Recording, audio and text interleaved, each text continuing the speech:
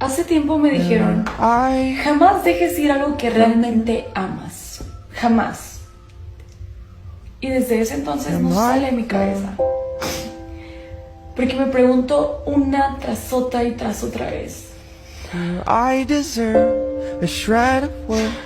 ¿Qué pasa cuando ese algo no quiere estar a mi lado?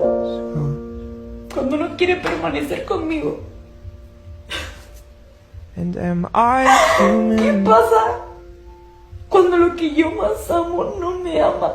¿Qué pasa cuando no eres correspondido? ¿Cómo aprendes a dejar ir algo que ni siquiera te pertenece?